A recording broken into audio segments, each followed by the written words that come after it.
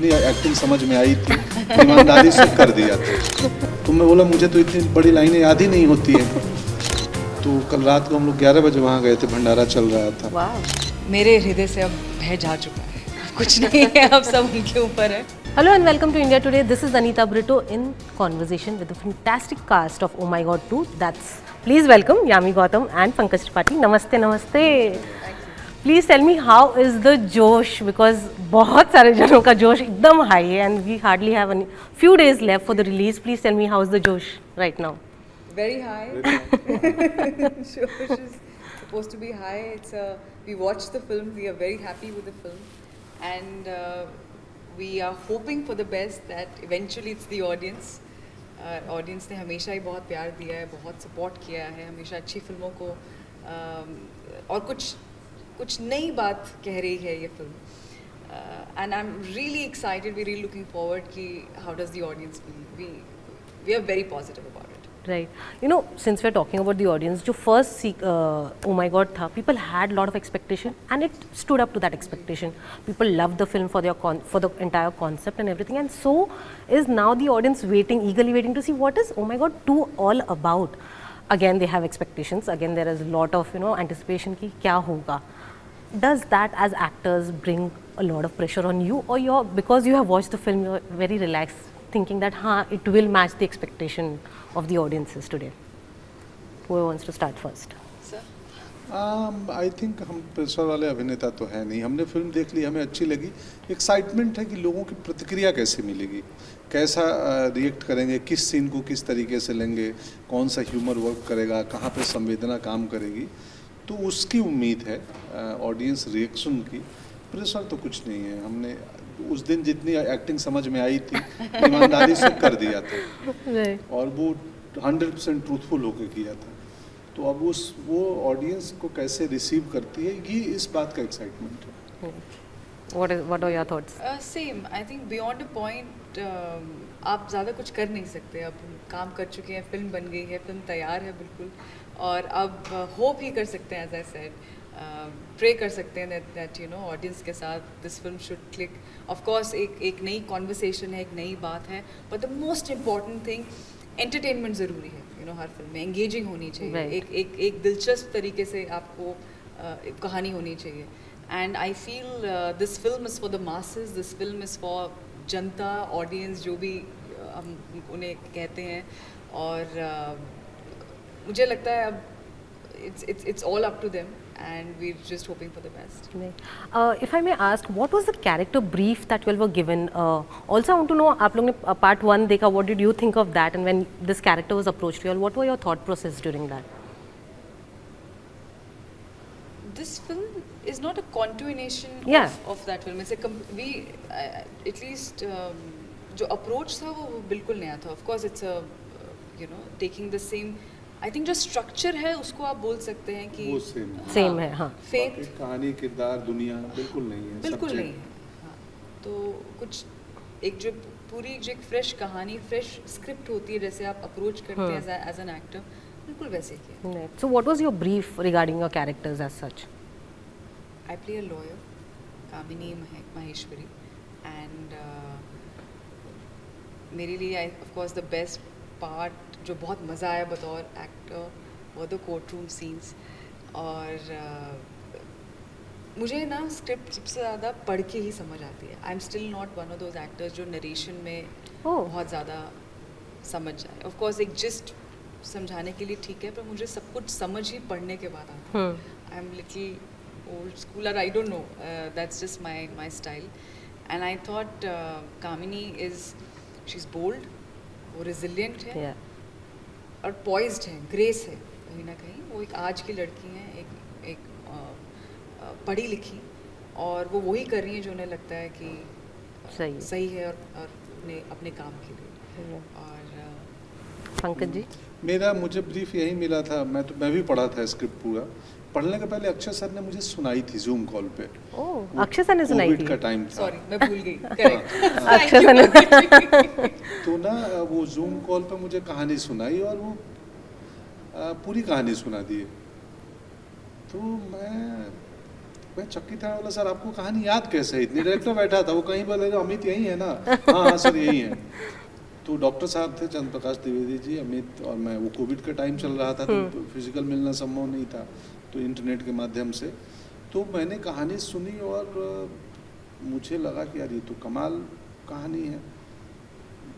फिर मैं बोला कि और एक दो स्पीच मुझे बोले, वो स्पीच सुना तो डायरेक्टर ने, अमित ने स्पीच सुना दी, वो लंबी थी बहुत, 5-6 पन्नों की। तो मैं बोला मुझे तो इतनी बड़ी लाइनें याद ही नहीं होती है। तो ये आई गई और खैर एक डिवोटी है ईश्वर का, बहुत ही सिंपल आदमी है जो अपना बेसिक जीवन जी रहा है, लाइफ अच्छी चल रही है और आस्तिक है, भगवान में बहुत भरोसा करता है, उसको लगता है सब ईश्वर ठीक रखेंगे। एक समस्या आती है जीवन में और फिर वो कहानी हमारी ग्रो होती है और कैसे वो समस्या कोर्टरूम तक पहुंचाती है और जहां हम दोनों मिलते हैं। और चूंकि मैं प्रैक्टिशनल ये वकील है नहीं, मजबूरी में करनी पड़ती है, तो शुरुआत के एक आध सीन में इसके अपने गुफा है, कुछ थोड़ा कॉक है, थोड़ा, पर बहुत संवेदनशील कहानी है और उतनी ही संवेदना और रिसर्च के साथ अमित राय ने लिखी है और डायरेक्ट की है। तो बट यही एक जब टीजर ही आया था, there were lot of talks and then this film faced issues with CBFC. When you all were working on this film, did you all think you'll get this kind of a reaction? एक तो पहली बात मुझे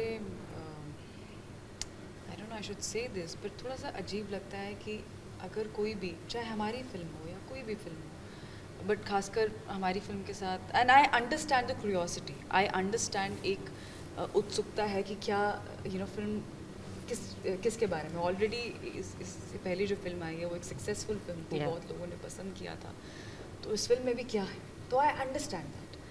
पर मुझे लगता है ऐसा कैसे हो सकता है कि हर कोई बात जो सेंसर बोर्ड में हो रही है या प्रोड्यूसर्स के बीच में हो रही है, मीटिंग्स हो रही है, एक एक डिटेल बाहर आना, क्या ये सही है? That we need to ask ourselves, that we need to ask whoever the person concerned. I don't think that's right.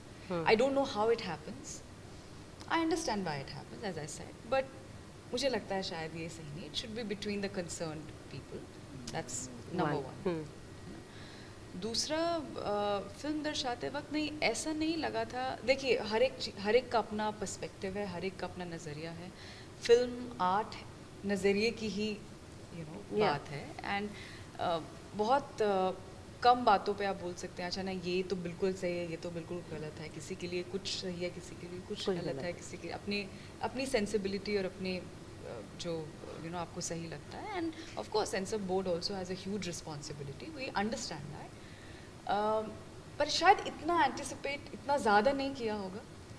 हम तो एक्टर्स हैं, हमारा काम है बिल्कुल जो स्क्रिप्ट फाइनल हुई है, लॉक हुई है, जो आपने अपने किरदार पे काम किया है उसको बिल्कुल डेडिकेटेड तरीके से समझना, परफॉर्म करना. अच्छा और क्या अलग कर सकते हैं, अच्छा लॉयर का एक किरदार है पर और डायलॉग ज़्यादा है, पर कैसे आप अपनी स्पीच को इंटरेस्टिंग बना सकते हैं, कैसे क्या कर सकते हैं. तो हमारा ध्यान वहाँ उन चीज़ों पे है.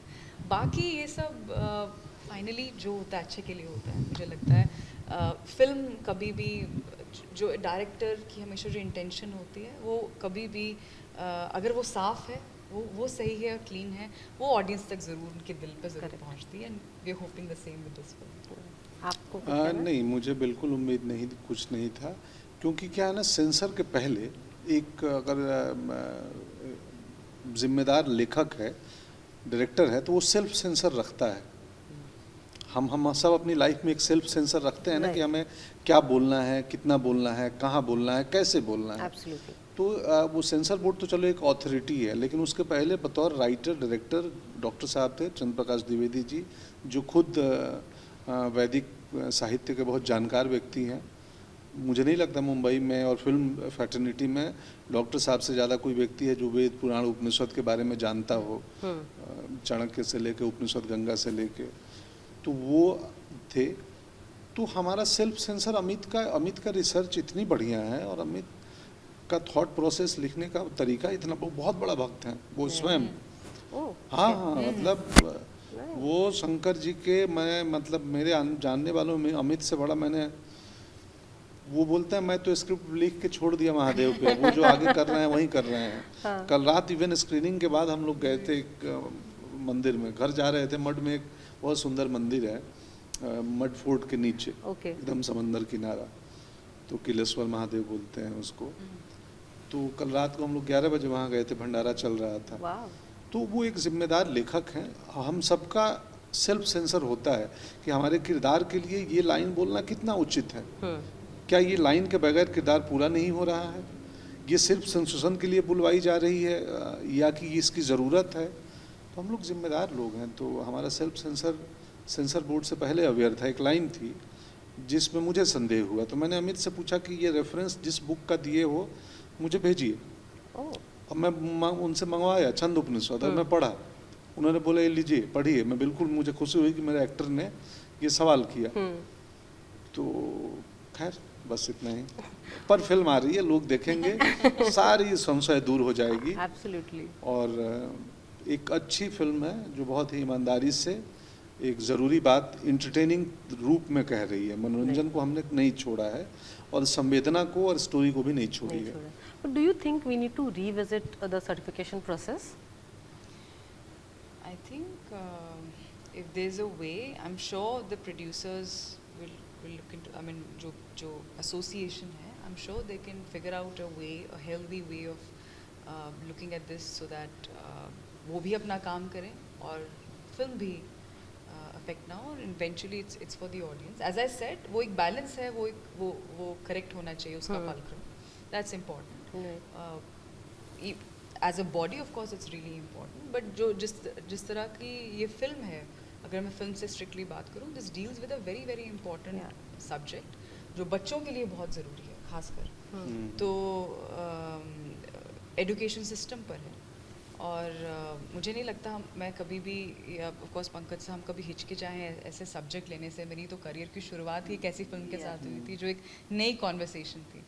तो एंड जैसे ये कह रहे हैं जो अमित हैं, वो इतने अवेयर हैं, वो इतने, उनके लास्ट शब्द थे, मुझे याद है जब सब कुछ ये हो रहा था विद सेंसर एंड एवरीथिंग, कि मेरे हृदय से अब भय जा चुका है, कुछ नहीं है, अब सब उनके ऊपर है, महाकाल के ऊपर। तो I am sure there people who will look into this and how can we make this better, how can we make this कि अपना काम भी हो, वो बैलेंस भी क्रिएट हो, एंड without any inconvenience भी, I think शायद शब्द नहीं है, but without compromising on what the director is trying to say. And मैं बिल्कुल agree करती हूँ पंकज जी की बात पे कि हर एक एक्टर का, या जब भी आप स्क्रिप्ट पढ़ते हैं आपको समझ में आता है कि ये लाइन या ये सीन ज़रूरी है या ऐसे ही टू सेंसेशनलाइज बोला गया है। And I have always also personally refrained from such things, और उस पर discussions होती हैं बाकायदा, आप पूछते हैं, you go back and forth and then you go with a certain conviction. And बाकी हाँ, इस पे, इस टॉपिक पे तो जितना आप आगे बात करना चाहें आप कर सकते हैं, but in short it's all done, it's all over. अब सबसे important हमारे जो हीरो हैं, जो हमारा जो रोल है वो है ऑडियंस का, उन्हें पसंद आनी चाहिए फिल्म उन्हीं के लिए बनी है। और जैसे उन्होंने कहा कि एंटरटेनमेंट है, कोर्स एक ज़रूरी, जितनी भी ज़्यादा ज़रूरी बातें हो, सीरियस बातें हो, पर अगर हंसी खुशी और एक एंटरटेनिंग तरीके से कही जाए तो ज़्यादा दिल को छूती है, ज़्यादा इम्पैक्ट। इनफैक्ट मैं इसमें ऐड करूँगा ना कि अक्षय सर को इसके लिए एक सम्मान और हमें रिस्पेक्ट देना चाहिए कि ऐसे सब्जेक्ट को, मुझे नहीं लगता कि कोई मेन स्ट्रीम का उस कद का अभिनेता 4 बार सोचता कि यार इसको बनाई जाए या नहीं। तो उन्होंने वो, और उनका कन्विक्शन पूरा था, जब नरेट कर रहे थे बोला आपको कैसे याद है कहानी, बोली बस हॉस्पिटल में लेके गया था मैं कोविड के टाइम पे, ये स्क्रिप्ट पढ़ा हूँ और मुझे लगा ये ज़रूरी फिल्म है, बननी चाहिए। तो उनके लिए एक अलग से सम्मान है कि उन्होंने ऐसी कहानी को बनाने का प्रण लिया और बनी, फिल्म बन के आई। अब लोग देखेंगे 3 दिन बाद सब कुछ साफ हो जाएगा कि क्या है नहीं है। No, मेरा एक ये, I have a personal question because there are few cuts that have been asked in the film. I want to know how does it affect the film in any way because there are cuts, And जो audience को you want to reach out to, especially because it's about sex education, since it's A certificate now, you will miss out on those audiences as well. Because I want my nephew to watch this and he will understand because he's in that teen phase, but वो- he's not going to be able to watch it because he's not adult. 14 से 18 साल के हाँ, बच्चों वही मुझे के लगता लिए ये कहानी जरूरी 12 है। साल से Exactly. ऊपर हाँ। के बच्चों के लिए 12 डेफिनेटली से My ऊपर nephew के is बच्चों के 13, लिए। 14 जी, now, मैं but वही he will not plus. be able to watch वो this. बहुत ज़रूरी है ना, that's something which is beyond अस, इसमें तो हम कुछ नहीं कर सकते। आई जस्ट होप, मैं वही कह सकती हूँ कि आप परिवार के साथ जाएं। अगर चलिए, जैसे उन्होंने कहा कि जो इस फिल्म से लोग जुड़े हैं, जो राइटिंग स्टेज से जिन्होंने बिलीव किया और ग्रीन लिट किया इस फिल्म को कि ये बननी चाहिए film, if that sentiment reaches the audience, I am sure A certificate के बावजूद जहाँ ये फिल्म पहुँचनी चाहिए, जिन कानों में या जिस माइंडसेट में पहुँचनी चाहिए, I hope it reaches there and it does something more than we talking about it now. So I hope that happens. I hope you watch it and you Of course, you I have was a conversation with your I was just telling everyone that we have a group. Like my family stays abroad and they stay all over, like UAE, London, and everyone. So we have a group, a review group. अच्छा। They'll ask me, "कैसी movie है?" मतलब अच्छा। whichever releases, they'll ask me, "कैसी movie है?" You tell me the gist, and then we'll go and watch it. So I wanted my nephew to watch this, and then they were like, "We also can't watch it because in UAE it's 12A." It's 12 years. So they can't watch it either. मतलब they can't take him. So hopefully my family goes and watches, क्या and क्या then UAE में क्या 12A, 12A is- older people. मतलब 12 से नीचे नहीं देख सकते 12. अच्छा, Actually, that 12 is 12 is- also correct. I mean, it's fine. पर हमारे यहाँ तो 18 हाँ, प्लस, हमारे 18 18 हाँ. यूएई में 12 प्लस। 12A वो नहीं, इट्स नॉट ईयर 12 से नीचे, आई थिंक 14 के ऊपर ही है। एज है कि Age, हाँ। 12 साल के ऊपर के ऊपर, बच्चे हाँ। बता। ये भी एक्चुअली एक इंटरेस्टिंग डेरिवेटिव है, मुझे लगता है सेंसर का। अगर ऑफ कोर्स हमारी कंट्री में नहीं है, बट 12 से 18 भी अब एक बिल्कुल ही अलग एज ग्रुप है, Yes. जो बहुत अवेयर है, जो बहुत एक सेंसिटिव एज पर है, और you're neither an adult no you No, are बहुत छोटे भी नहीं हैं। तो शायद जो आप बात कर रही हैं रिफॉर्म स्ट्रक्चर की, शायद आई डोंट नो, बट ये मैंने भी जब सुना कि 12 प्लस है, तो that was very interesting Yeah. For me also to know. तो शायद हो सकता है आने वाले time. But this is my last question because I'm running out of time. Tell me one thing, why is sex education a taboo in our country? Because India is a very populated, we have a lot of population, but still sex is considered very taboo. Why? And do you think it has to यही तो हम film में do बात you कर think रहे we हैं। need to just ease out on this, and even schools and colleges now maybe are taking sex education seriously? मेरे time पे भी इतना नहीं था serious. We had an option, you can opt out, and I had opted out. But yeah, just what are your thoughts on that? I think मेरे हिसाब से तो वो थॉट्स बड़ी सुंदर तरीके से फिल्म में उसी बात पे है, एटलीस्ट लोग बात करना शुरू करेंगे। हाँ, बस। संभव है कि रात को आपके इंडिया टुडे और आज तक पे हमारी थर्सडे फ्राइडे सैटरडे को इस पे एक बहस हो, एक डिबेट हो, डिबेट ना संवाद हो, डिस्कशन। तो Discussion. बातचीत हो, लोग सुने समझें, और फिर उसके बाद उसको स्वीकारें न स्वीकारें। देखिए, जब भी कोई परिवर्तन आता है, ऑफ कोर्स एक रात में तो नहीं आ सकता नहीं। है, एक दिन Correct. में। उसको समय लगता है, वक्त लगता है, कई बार जनरेशन लग जाती हैं। सो आई थिंक अब we as people culturally we have, of course हम बहुत, एक सेक्शन है जो बहुत तेज़ी से आगे बढ़ रहा है, एक सेक्शन है अगर आप बहुत छोटे शहर में जाएंगे, वो अभी भी आपको लगेगा कि अच्छा और ज़्यादा एजुकेशन और ज़्यादा अवेयरनेस की ज़रूरत है। तो कैसे दोनों सेक्शंस को मिलाया जाए और एक ब्रिज बनाया जाए, और कैसे और समानता हम ला सकते हैं। एंड इट्स बहुत प्रोग्रेस कर रहा है ऑफ कोर्स हमारा कंट्री, एंड बहुत स्कोप है अभी भी, और बहुत ज़्यादा स्कोप है। और इस फिल्म में of course we can't give out, I wish हम बात कर सकते हैं, पर बहुत ही खूबसूरत तरीके से लिंक किया गया है कि ये सब कुछ, अब ट्रेलर में भी एक्चुअली वो लाइन है दैट हमारे, अगर आप उपनिषद खोलें, हमारे जो टेक्स्ट है, अगर आप actually if you revisit, it's a very progressive science, it is science actually. तो और अभी भी अगर आप देखिए, चाहे छोटी छोटी बातों को लेकर, खाने पीने की चीज़ों को लेकर, बर्तनों को लेकर, हम दोबारा वापस जा रहे हैं कि अच्छा हमारे ग्रेट ग्रैंड पेरेंट्स या Yeah. क्या लिखा हुआ है कि कौन सा ज़्यादा हेल्दी चीज़ें क्या थी, कहाँ हम गलत चले गए बीच में, and it happens I am sure every way. तो वो भी, ये भी एक बहुत खूबसूरत तरीके से उसे लिंक किया वो गया दिखा है. And I am very hopeful that audience को, मुझे लगता है वो It will- सेंटिमेंट बिल्कुल छू समझ जाएगा. आएगा बिल्कुल. Right. Well, on that note, thank you so much. I'm hoping, oh my God, starts a conversation and we get more such films in future without any hassles that this film had to go through. But we are really looking forward to the film and all the very best. असल में उस मुद्दे पे पहली film है तो थोड़ी मुश्किलात आए, होपफुली इसके बाद I think this will open the way for the other films that will come And it in always future. happens with someone. Yeah. It has to happen, and it's okay. It's all right.